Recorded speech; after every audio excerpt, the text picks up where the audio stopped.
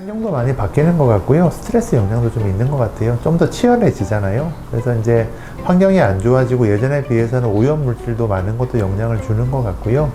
뭐 여러 가지 영향을 받는 것 같아요. 그래서 뭐 스트레스, 뭐 환경, 그 다음에 뭐 경쟁 이런 것들이 다 복합적으로 작용을 하는 거니까 탈모 인구는 조금씩 느는 것 같습니다. 가끔 찾아와요. 그래서 한 5%, 10%는 청소년들이 상담을 조금 하는 경우가 있고요. 청소년들은 어려운 게 방법이 별로 없어요. 왜냐하면 어른들은 약을 먹으면 되거든요. 남자 어른이라고 생각을 하면 남성 호르몬을 억제하는 약을 쓴다거나 이런 거를 하면 되는데, 청소년들은 적어도 부작용이 생기면 안 되고 약을 먹을 수 없는 나이기 때문에 방법이 되게 제한적이라는 어려움이 있습니다.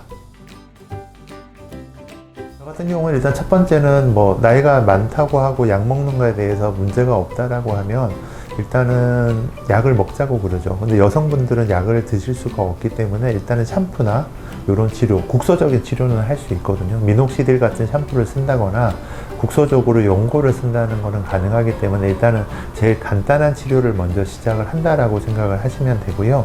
그 다음에 그게 효과가 없다라고 하면 저는 셀 세라피를 먼저 권하고 있습니다. 그래서 내 몸에서 세포를 채취를 해서 머리가 안 나는 부위에 주사를 하는 방법으로 사용을 하고 있고요. 그래도 안 된다라고 하면 최후의 수단으로 모발 이식을 권하고 있습니다.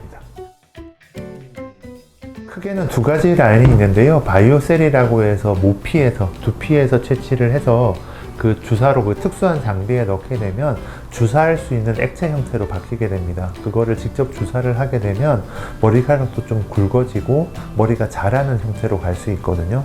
요 방법의 장점은 좀 간단하다는 거죠. 왜냐하면 30분 정도면 시술이 끝나기 때문에 잠깐만 하면 되니까 뭐 불편함 없이 진행을 할 수 있다라고 생각을 하시면 되고요. 좀 더 확실한 효과를 원하시거나 아니면 바이오셀을 했는데 효과가 없다라고 하면 그때는 지방에서 줄기세포를 채취를 해서 줄기세포 주사를 하고 있습니다. 바이오셀은 아무래도 두피에서 피부만 조금 채취를 하면 되니까 그 청소년들은 적어도 부작용이 생기면 안 되거든요.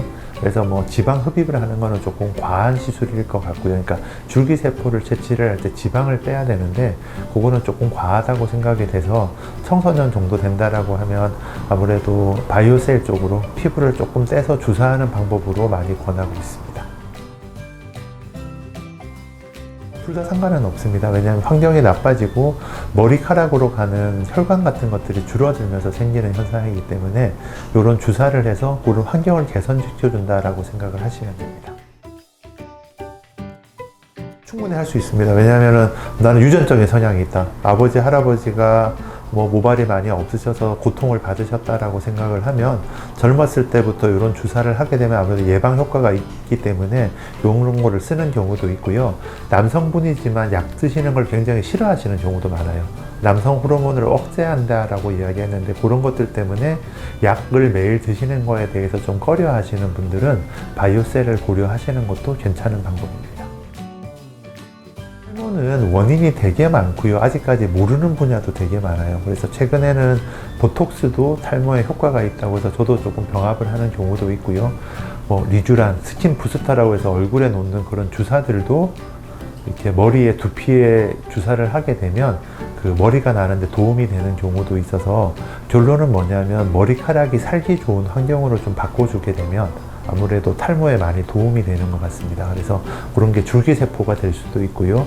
내 두피에서 채취한 바이오셀이 될 수도 있고요. 여러 가지 주사를 통해서도 머리 환경을 개선을 할 수 있기 때문에 그러고 나서도 도움이 안 된다고 하면 마지막 방법으로 모발 이식을 고려하시는 게 맞을 것 같습니다.